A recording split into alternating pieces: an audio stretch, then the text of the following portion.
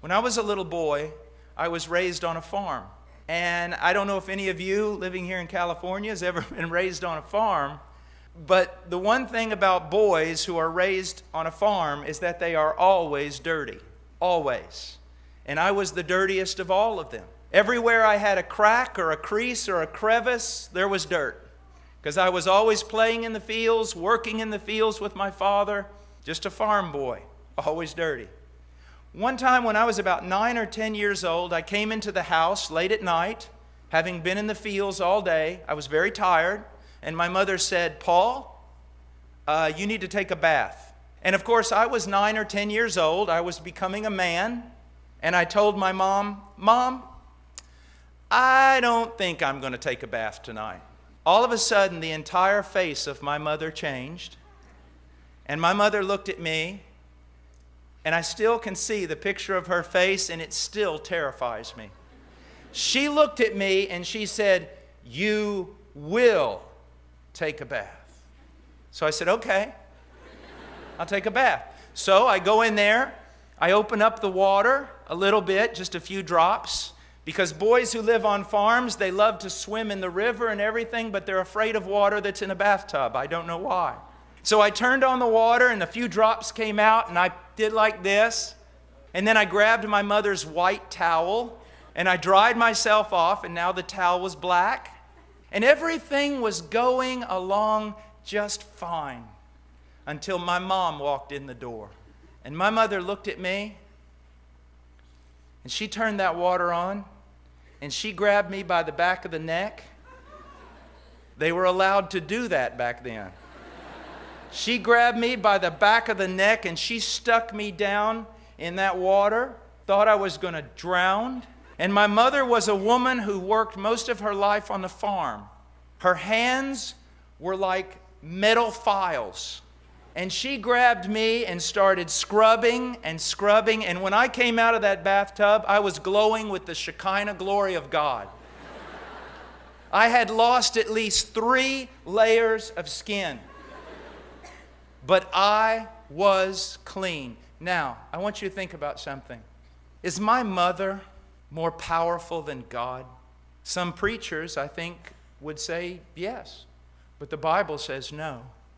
God says, "I will sprinkle clean water on you." And notice what he says, "You will be clean." You will be clean. One of the problems in the West is we have no concept anymore of a father's authority. I see fathers begging their children. We have no concept of parental authority, and therefore we cannot understand the work of God in the heart of a man. God looks at his children and he says, "You will be clean." Furthermore, he says this. Now, we can do this the easy way, or we can do this the easy way, because for me, both ways are easy, he says. God will clean his people. And one of the greatest evidences that you have become a part of his people is that you cannot escape him. He will work in you to cleanse you. Now I want us to look. He says, "I will cleanse you from all your filthiness and from all your idols." If I were to describe my Christian life, I would have to say this is one of the best verses to describe my life. I have been walking with the Lord for around 28 years. And in those 28 years, I have seen God's loving hand of discipline, teaching me, putting me through trials, chastising me when I had gone the wrong way. I could see from almost the moment of my conversion that I had entered into a relationship with God that I could not escape. He had become my Father, and he is a very diligent Father. He makes sure that his children do not run wild. Let me give you an example. Let's say that I was your pastor, and I came home one night with my wife at, let's say, 12 at night. I was preaching somewhere very late, and as I was driving home, I went by a street corner, and I saw your daughter that was 14 years old standing on that street corner with a whole bunch of very bad young people. As the pastor, and since my wife is in the car, I would pull up to the street corner and I'd say, "Girl, get in the car. I'm taking you home." But here's what you need to understand. I wouldn't be angry as a pastor with the little girl. but I would be angry with her father if he was a member of the church. I would go to him and I would say, what kind of derelict father are you? How could you so neglect your children that you would allow them to be out on the streets running wild without your care and your discipline? Do you honestly think that God is a derelict father? That God has all these children in America. He allows them to live in heresy. He allows them to follow every sort of lie. He allows them to live in sin and in every manner, every sort of way that contradicts His nature. Do you think God is that neglectful of His children? Absolutely not. One of the evidences, young people, that you truly belong to God, that He truly is your Father, is that He is involved in your life to make you clean. Every athlete knows he needs a strong coach who will push him and not allow him to be soft and not allow him to be untested. Great coaches are strict disciplinarians. They have rules. And when those rules are broken, then there must be remedial punishment. But even when an athlete is keeping those rules and living in obedience to those rules, the coach will often so push him not to harm him, but to toughen him up, to deepen his resolve, to strengthen his fortitude. And that is what our Father in heaven does. In this imagery here, He is like a coach who is one who is at times cracking the whip, who speaks words of challenge and words of correction in our spiritual lives. And He is bringing tough times into our lives, not to harm us, but to develop us and to mature us and to grow us and to get us to the next level of spiritual development. We rarely grow spiritually during times of prosperity. Our greatest spiritual growth comes during times of adversity. And God in His sovereignty brings seasons of trials and tribulations in the form of His discipline to spur us on as we run this race. And if He sees us slowing down, if He sees us taking our eyes off of the Lord Jesus Christ, if He sees us picking up excess baggage, if He sees us tripping over the encumbrance, which is a failure to trust Him, God in His perfect wisdom sovereignly brings trials, build up our endurance, to build up our spiritual muscles. And there is not a one of us here today who is exempt from the loving discipline of our Heavenly Father. And it is all purposeful in order to deepen our commitment and to deepen our resolve to run this race. He will not let us have a soft underbelly. He wants us to be firm with our spiritual muscles and to be firm in our commitment to live for Him and not to become soft in the things of this world. So I want us to look at verses 5 through 11. And let me just read this text. And you will see that the dominant theme, the big idea, the overriding thrust is that of our Father's discipline as we run this race. So verse 5 says, and you have forgotten. It's just escaped you. You think some strange thing has happened to you. And you have forgotten the exhortation which is addressed to you as sons. My son, and he now quotes Proverbs 3, verses 11 through 12. My son, do not regard lightly the discipline of the Lord, nor faint when you are reproved by Him. For those whom the Lord loves, He disciplines, and He scourges every son whom He receives. It is for discipline that you endure. God deals with you as with sons. For what son is there whom his father does not discipline? But if you are without discipline, of which all have become partakers, then you are illegitimate children and not sons. Furthermore, verse 9, we had earthly fathers to discipline us, and we respected them. Shall we not much rather be subject to the Father of spirits and live. For they disciplined us for a short time, as seemed best to them. But He disciplines us for our good, so that we may share His holiness. All discipline, for the moment, seems not to be joyful, but sorrowful. Yet to those who have been trained by it, afterwards it yields the peaceful fruit of righteousness. I hope you see in the context here and in the continuation of the flow of thought from verses 1 through 4 that the writer of Hebrews is now saying, for all of us who are in the race of faith, we will be under the Father's discipline.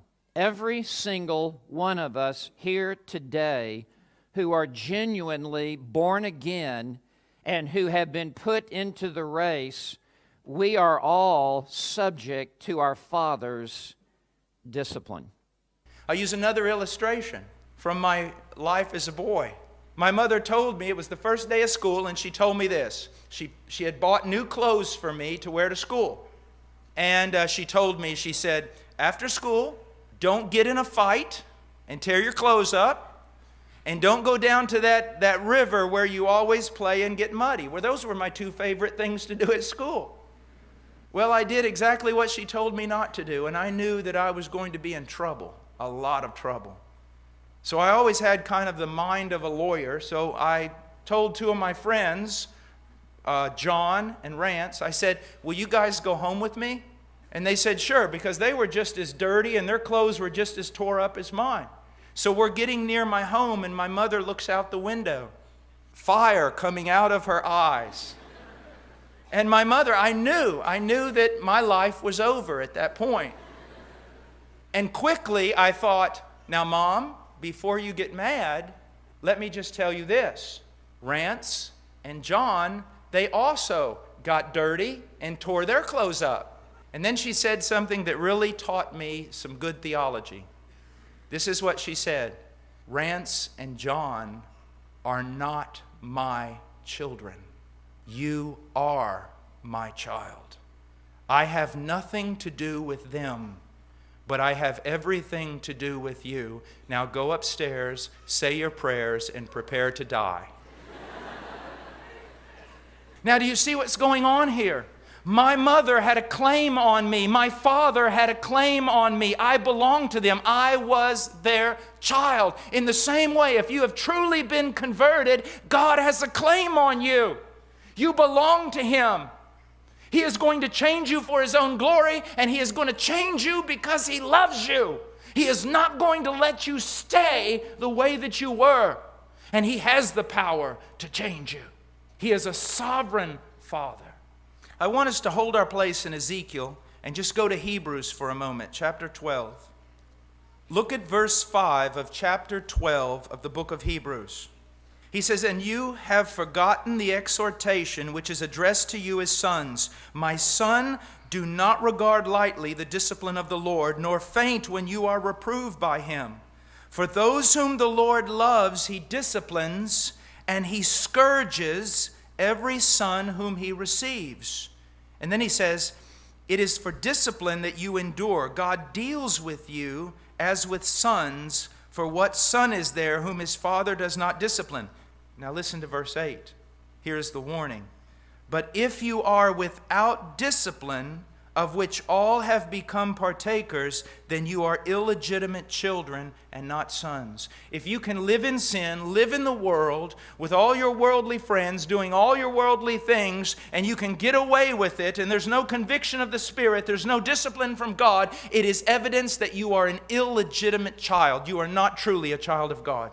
If you love the sensuality of the world, and you love all its boasting, its pride of the eyes, and its boasting in the flesh, and all the things that glitters in this world, and you can participate in it without the discipline of the Father, it is because the Father is not your Father.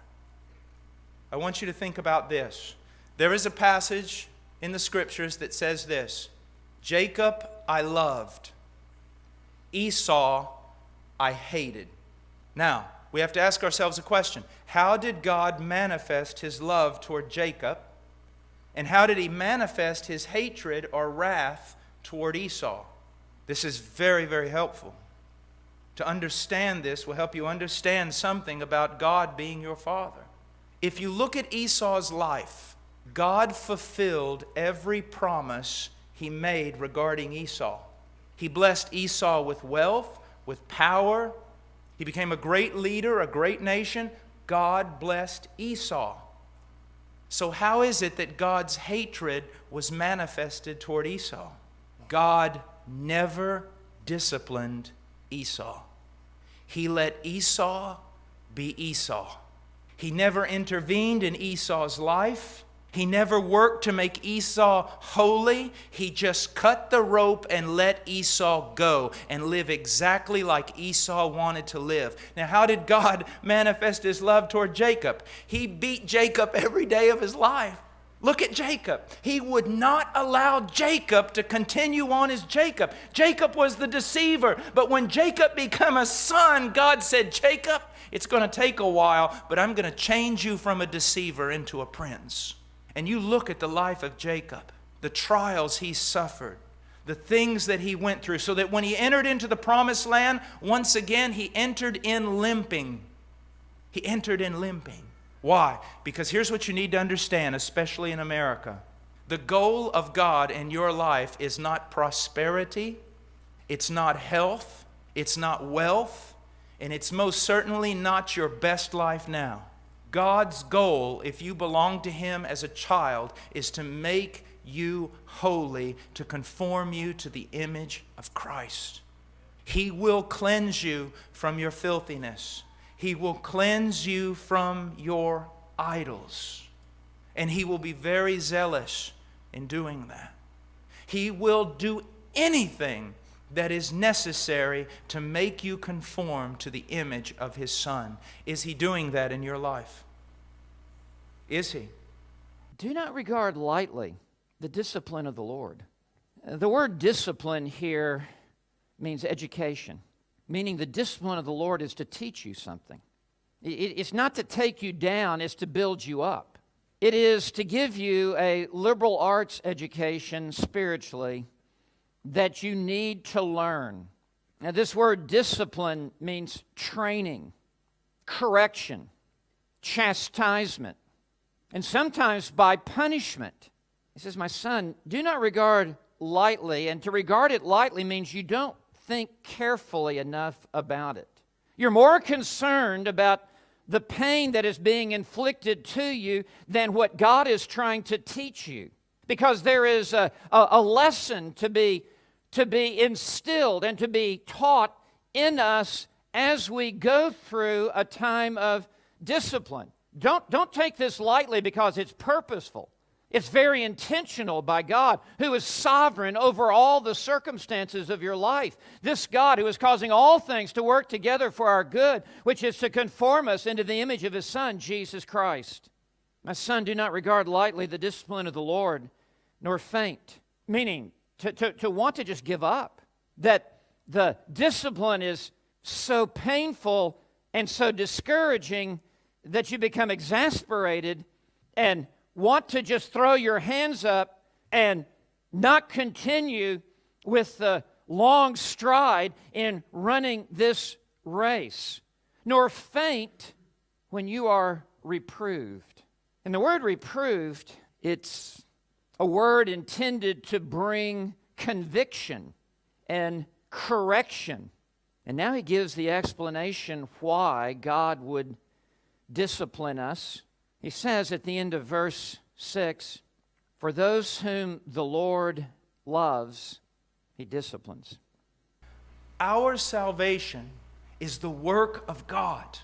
Although there is a human element in it and there is a great mystery regarding the will of man and the will of God, we do know this. Salvation is primarily a work of God, and He who begins the good work will finish it. Now look at our text in verse 24.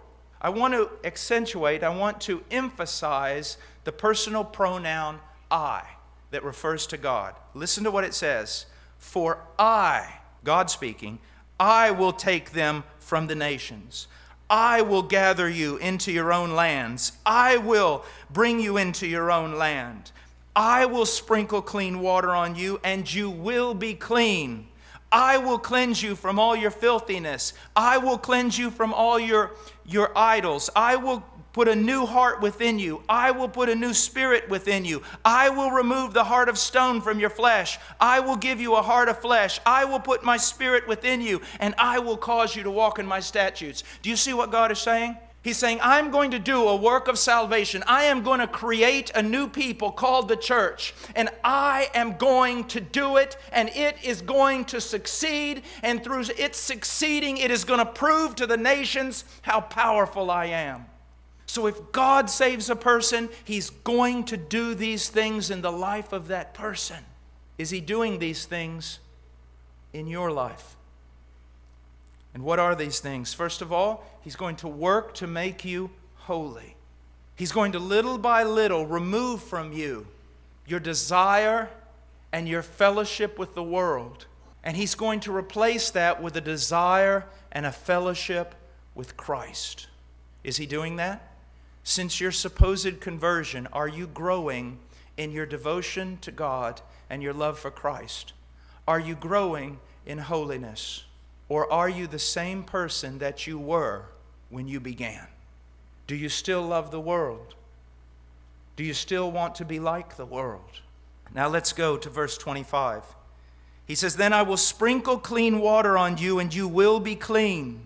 I will cleanse you from all your filthiness and from all your idols. One of the things that the Lord will do when He has truly saved a person is, again, He will begin to do a work of cleansing them. The moment we believe in Jesus Christ, we are justified and we are right with God through faith. But if we have truly believed, God is going to begin to do a lifetime work of sanctification in us, of changing us, of cleansing us from all our filthiness and from all our idols. And I want you to know something. He can do it. He can do it. He is sovereign over the believer. And He can work in that believer's life to make that believer clean.